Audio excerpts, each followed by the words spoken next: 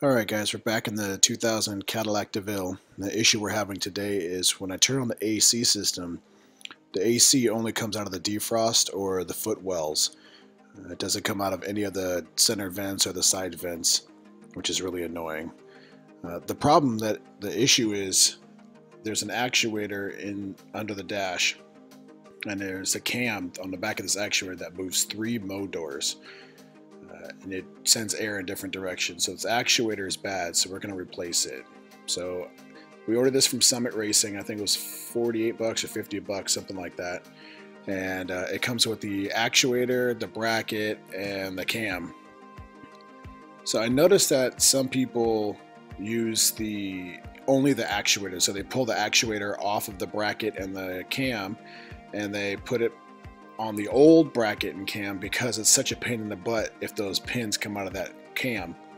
So what we're going to do is we're going to pull it off anyway, just so you guys can see what's behind that cam in case it does happen to pop off and you need to put it back together. So if you're just going to use the actuator, you just pull the 3 bolts, pull the actuator off, and then put the new one on. A big thing to note is on the shaft there's 3 lines. There's a medium, max, and a center. If you plug this in to a power before this actuator is connected to the shaft, the interior shaft of that actuator is going to rotate either mid or max, and it'll bypass its stop, and you'll basically break it. You won't be able to use it, so you'll have to get another one. So make sure it's installed on the shaft before you plug it in. So if you're just going to use the actuator, you just remove the 3 bolts. And then you can stick a screwdriver in between the actuator and the cam, and the actuator will just pop off. The bracket with the 4 bolts and the cam will be stuck in the car on the pins. So if you're gonna do this, you want to make sure you hold this cam against those pins so those pins don't walk out the back. And I'm going to show you some pictures of what the pins look like so you'll see what's going on. It's going to be a tight fit, so we're just going to be doing some still pictures, and then I'll talk you through it. So this is a picture of when you remove the kick panel. The first thing you're going to see is this vent, and right behind that vent is the actuator we're replacing, and it's kind of in the way. So what I did is I took a Dremel tool and I stuck it in the hole with the cutting wheel, and I just walked the cutting wheel around, and it cut that part of the vent out. And then you can always use like duct tape or something to hold it on later if you choose to. So once you get that duct out of the way, you're going to see 2 actuators. The green one is the one we're replacing with the white cam behind it, and the red one is an actuator that we're going to be moving out of the way. It's just the 2 bolts to loosen that up, get that out of the way, and then you'll have way more clearance. And there's an actual bolt that's right next to that bracket that's going to be in the way. Okay, so once you get the bracket out of the way, you're going to see 3 white actuating arms, and you're going to see 3 nubs that are connected to those actuator arms in blue. Those are the nubs that we're going to be sticking into the cam. So 2 of those nubs are going to share one of those grooves, and the other nub is going to get the other groove on the back of this cam. It's always a good idea to throw a little grease in there just so the old grease is wiped out. You put some new grease in there and it'll slide nice and smooth for you. You shouldn't have any issues with resistance or anything like that. So make sure those 3 knobs are on the white cam first before you put the bracket on. So white cam, then bracket, then actuator. Okay, so at this point the bracket went back on, the actuator went back on. You can plug it in, and if you did remove the other actuator that was next to it, you want to make sure you put that back together before you turn the key on.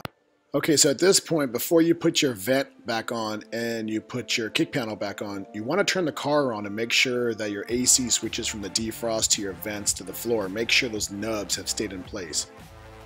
Now, I mentioned that you want to make sure that this actuator is installed on the shaft before you plug it in or turn the key on. I took a little video of why.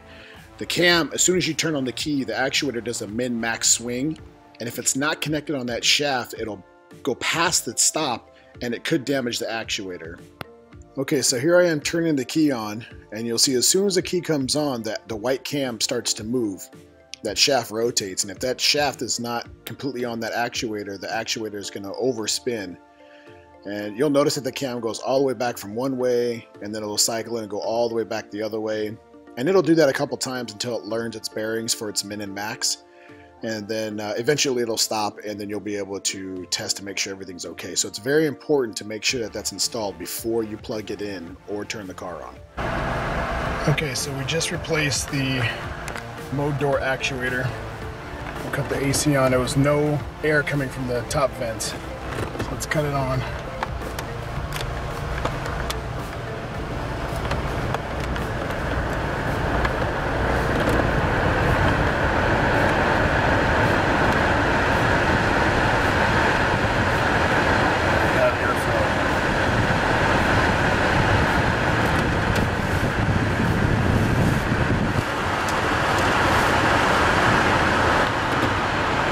Blowing nice now. It's not blowing from the vents anymore. Now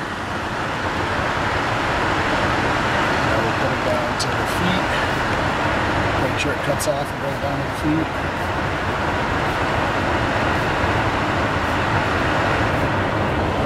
There it goes.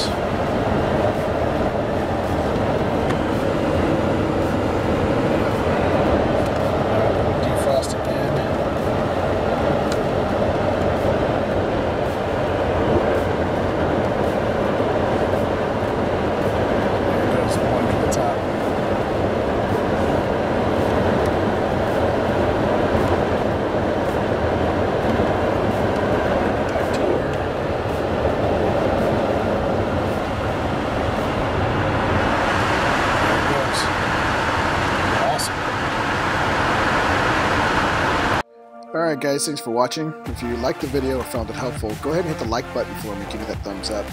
Don't forget to subscribe so you don't miss any upcoming videos. See you next time.